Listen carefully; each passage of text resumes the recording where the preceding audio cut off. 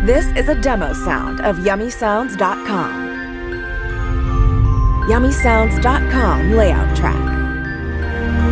Diucapkan kepada Puan Nur Faiza binti Dola. Pada hari ini kita akan buat presentation kumpulan untuk tajuk yang kita ambil hari ini adalah tajuk kepimpinan dalam organisasi. So kumpulan kami terdiri daripada 5 orang, iaitu saya Taman Syirah Naki Krishnan, nombor matriks 260254, diikuti dengan Muhammad Nur Azwan bin Rahman, nombor matrik 258649, dan Muhammad Fazli bin Ibni Hajar, nombor matrik 259984, dan Saiful Hakim bin Ramli 260207, dan seterusnya Syaril Hazli bin Suhaimi, nombor matrik 260215.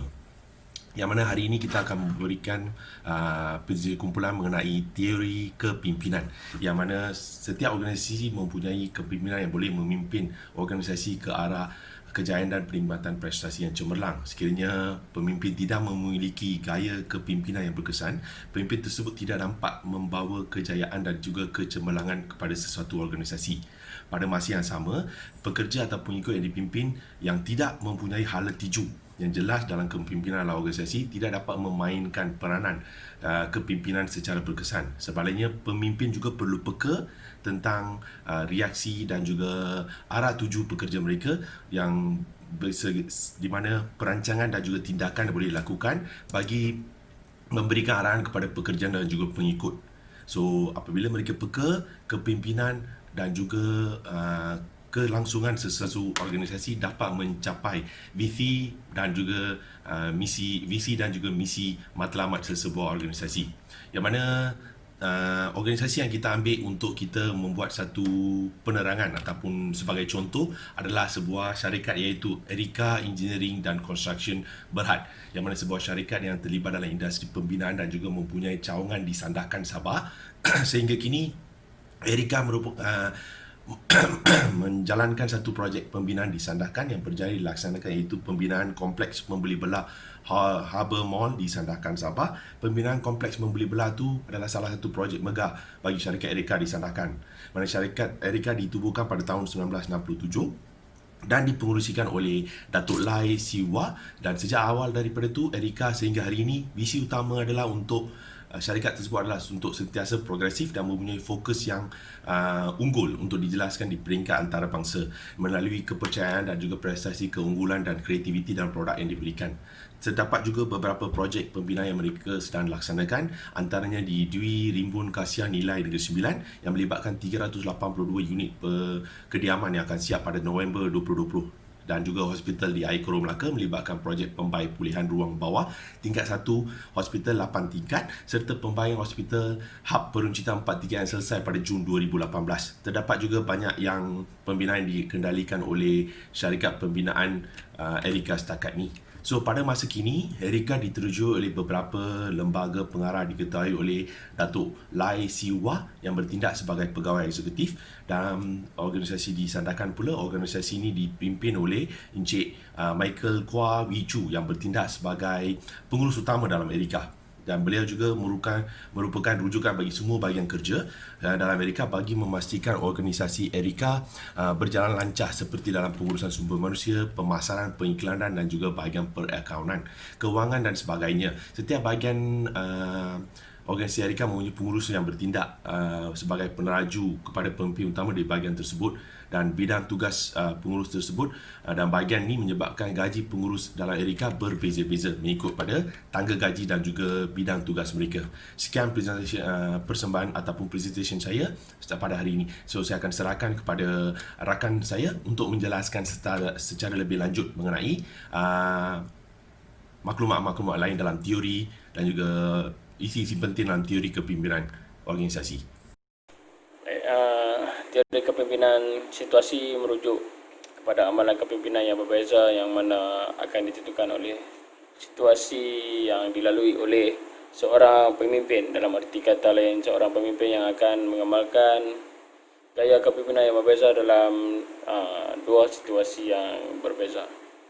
Namun begitu, amalan kepimpinan pemimpin tersebut adalah berdasarkan kepada kemahiran beliau sendiri dan pengalaman dan kemampuan kepimpinan yang dimiliki. Pelbagaian amalan kepimpinan yang mengikut situasi ini adalah untuk memastikan pekerja atau pengikut boleh menerima amalan kepimpinan yang diperhatikan oleh pemimpin tersebut dalam organisasi.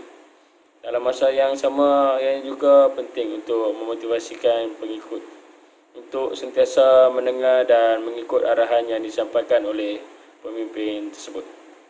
Jadi, teori ini juga turut menjelaskan bahawa seorang pemimpin perlu mempunyai kemahiran kepimpinan yang tinggi yang selari dengan penguasaan kemahiran dan pengetahuan dalam kalangan pengikut dalam melaksanakan sesuatu tugasan. Misalnya, sekiranya pengikut memiliki pengetahuan, kemahiran dan kemampuan yang tinggi, maka seorang pemimpin juga perlu memiliki pengetahuan, kemahiran dan kemampuan ini juga.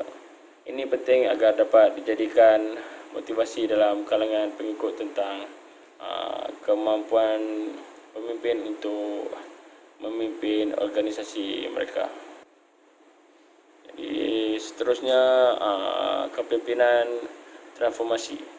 Pemimpin dalam organisasi juga boleh mengamalkan kepimpinan transformasional yang mana akan membawa perubahan positif dalam organisasi. Catherine 2017 menyifatkan kepimpinan transformasional sebagai usaha dan tindakan yang dilakukan untuk menjayakan setiap perubahan yang ingin dilakukan dalam organisasi. Seorang pemimpin yang memiliki gaya kepimpinan transformasional yang perlu sentiasa mempunyai wawasan yang jelas yang akan membawa organisasi kepada perubahan yang berkesan dan berjaya dalam organisasi. Manakala A.B. Aziz 2016 menjelaskan kepimpinan transformasional sebagai amalan kepimpinan yang sentiasa mendorong pemimpin untuk mengatasi kekurangan atau kelemahan yang terdapat dalam organisasi. Setiap kekurangan yang tersebut diselesaikan menerusi proses perubahan yang dirasakan penting untuk dilaksanakan agar dapat mengatasi kekurangan yang wujud dalam organisasi. Sekian, itu saja saya. Terima kasih. Assalamualaikum. Saya Muhammad Nur Razwan bin Abdul Rahman, nombor matrik 258649. Saya membentangkan tajuk pengurusan sumber manusia. Dalam ireka aspek kepimpinan pemimpin-pemimpin dalam organisasi ini dapat dilihat dalam beberapa aspek. Contohnya seperti dalam konteks pengurusan sumber manusia, yang mana bertujuan untuk memastikan pengurusan sumber manusia sentiasa memberikan kepuasan kepada semua kekitangan ireka. Begitu juga dengan aspek komunikasi berkesan yang perlu sentiasa menjadi keutamaan setiap pemimpin dalam organisasi. Namun begitu, ireka juga tidak terlepas dengan beberapa isu kepimpinan dalam organisasi seperti di mana yang dibincangkan dalam pembincangan berikutnya. Kepimpinan dalam aspek kesihatan dan keselamatan pekerja. Dalam memastikan organisasi ireka sentiasa beroperasi dengan cemerlang dan mampu membawa organisasi ke tahap kecemerlangan yang dikehendaki, maka peranan pemimpin ireka juga dapat dilihat dalam memastikan kesihatan dan keselamatan pekerja sentiasa dapat ditingkatkan. Namun begitu, pemimpin dalam ireka dapat dilihat kurang mengambil serius perkara ini, khususnya sebelum penularan COVID-19. Contohnya, aktiviti pemantauan di tapak projek pembinaan yang tidak dilakukan dengan kerap sehingga meningkatkan risiko kemalangan dan kecederaan kepada pekerja. Isu ini seringkali menjadi perbualan di kalangan kaki tangan ireka kerana dilihat sebagai salah satu isu yang boleh meningkatkan kos operasi syarikat sekiranya berlaku kemalangan atau kecederaan di tempat kerja. A. Mewujudkan dan melaksanakan peraturan keselamatan dan kesihatan pekerjaan dalam organisasi. Ini adalah untuk memastikan agar pekerja sentiasa mematuhi peraturan dan prosedur keselamatan dan kesihatan pekerjaan yang dipraktikkan dalam organisasi. B. Sentiasa memastikan pekerja mengikut peraturan keselamatan dan kesihatan pekerjaan di tempat kerja. Contohnya, memakai pakaian keselamatan semasa melakukan aktiviti penyelenggaraan, memastikan persekitaran tempat kerja tidak kotor dan seumpamanya. C. Sentiasa memantau aspek kebersihan dan keselamatan dalam organisasi. Ini adalah untuk memastikan agar tidak terdapat faktor risiko dalam organisasi yang mendedahkan pekerja kepada risiko kemalangan dan kecederaan semasa berada di dalam organisasi. D. Menyediakan peralatan kecemasan dan keselamatan seperti peti pertolongan cemas, alat pemadam api yang mana boleh digunakan dengan serta-merta sekiranya berlaku kemalangan. E. Mengadakan latihan kecemasan dan keselamatan sebagai salah satu langkah untuk meningkatkan pengetahuan dan kemahiran pekerja. Ini penting agar setiap pekerja mengetahui tindakan dan langkah yang perlu diambil sekiranya berlaku kemalangan di tempat kerja. Seterusnya saya serahkan pembincangan ini kepada rakan saya. Sekian, terima kasih. Assalamualaikum dan salam sejahtera. Saya Syarif Hazli bin Syuaimi, nombor matrik 260215. Okey, hari ini saya akan membentangkan di subjek GMGM 3013, hubungan manusia dalam pentadbiran. Okey, saya akan membentangkan di bab kepimpinan dalam aspek kesihatan dan keselamatan kerja. Okey, yang pertama adalah mewujudkan dan melaksanakan peraturan keselamatan dan kesihatan pekerja dalam organisasi. Ini adalah untuk memastikan agar pekerja sentiasa mematuhi peraturan dan prosedur keselamatan dan kesihatan pekerja yang dipraktik dalam organisasi. Okey, yang kedua, sentiasa memastikan pekerja mengikut peraturan keselamatan dan kesihatan pekerja di tempat kerja. Contohnya memakai pakaian keselamatan semasa melakukan aktiviti penyelenggaraan, memastikan persekitaran tempat kerja tidak kotor dan seumpamanya. Okey, apabila pekerja melakukan aktiviti penyelenggaraan ini lebih kepada risiko bahaya, so pekerja perlulah mempraktikkan memakai pakaian yang betul dan menitik beratkan aspek keselamatan. Okey, yang ketiga, sentiasa memantau aspek kebersihan dan keselamatan dalam organisasi. Ini adalah untuk memastikan agar tidak terdapat faktor risiko dalam organisasi yang terdedah pekerja kepada risiko kemalangan dan kecederaan semasa berada dalam organisasi.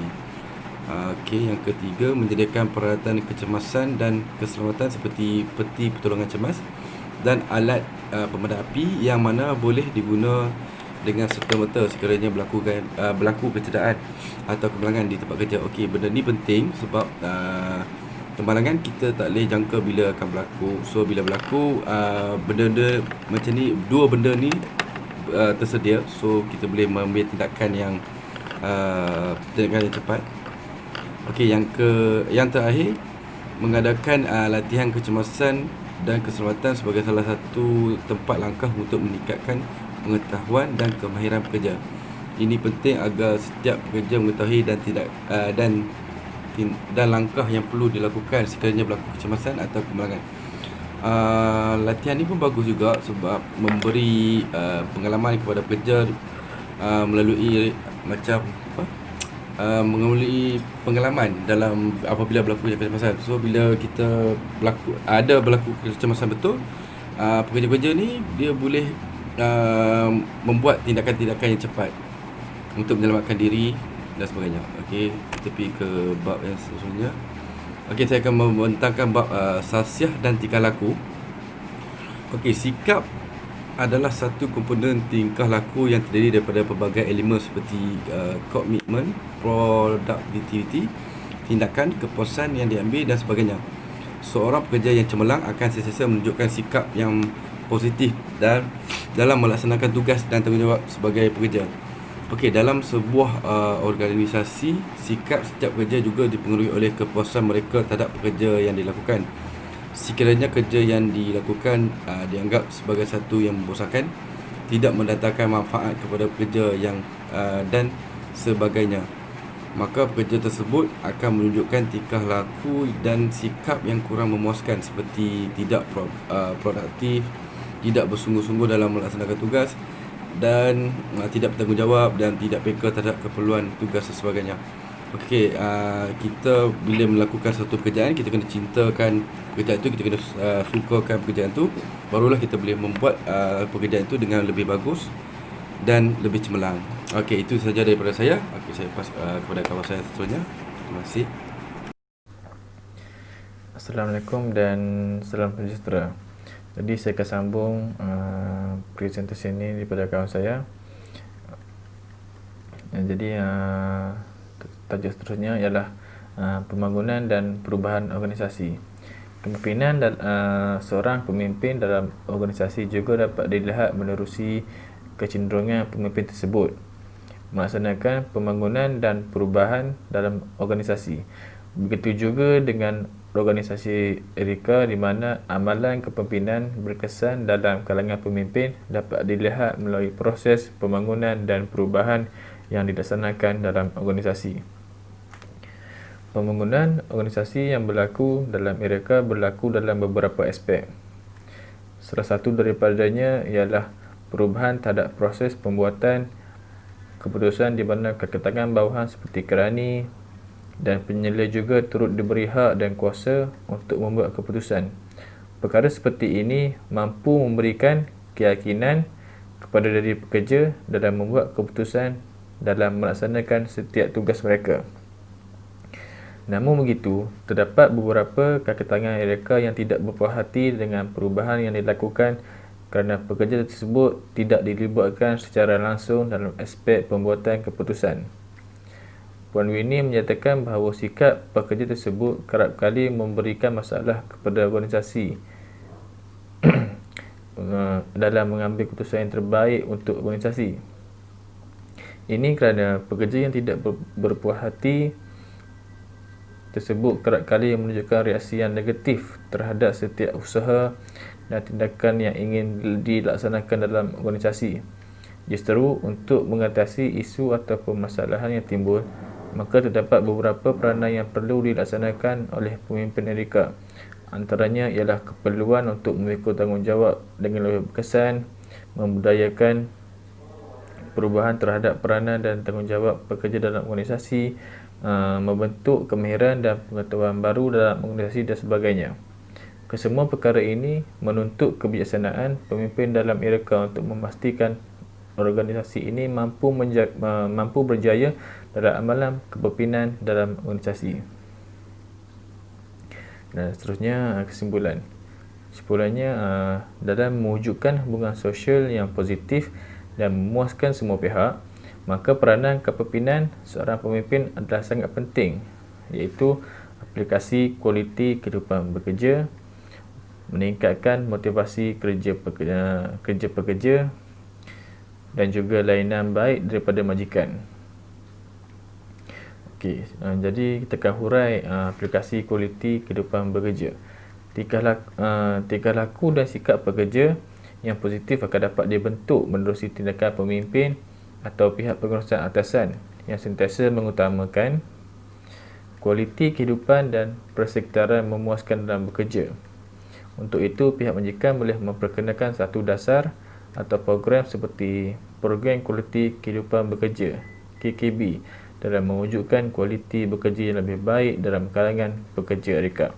KKB adalah suatu budaya kerja dalam organisasi yang mana mengutamakan pada aspek mempelbagaikan pekerjaan dan insentif kepada pekerja yang menunjukkan kualiti dan disiplin kerja yang cemerlang dan mencapai sasaran yang telah ditetapkan oleh majikan atau organisasi.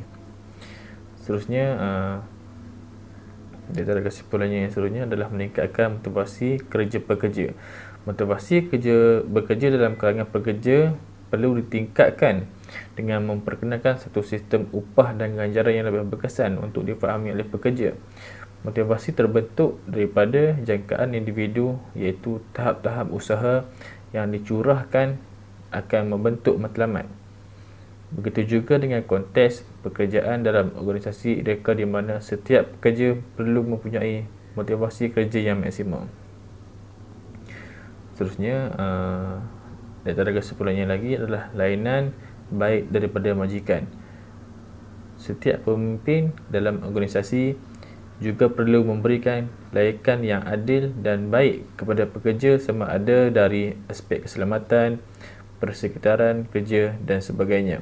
Sekiranya pemimpin mampu memudayakan amalan seperti ini, maka ianya akan dapat membentuk persepsi positif dalam kalangan pekerja reka, dan secara tidak langsung ianya akan membantu pekerja untuk lebih positif ataupun dan mempunyai motivasi kerja dan konsisten dalam melaksanakan peranan tanggungjawab mereka dalam organisasi. Sekian, terima kasih.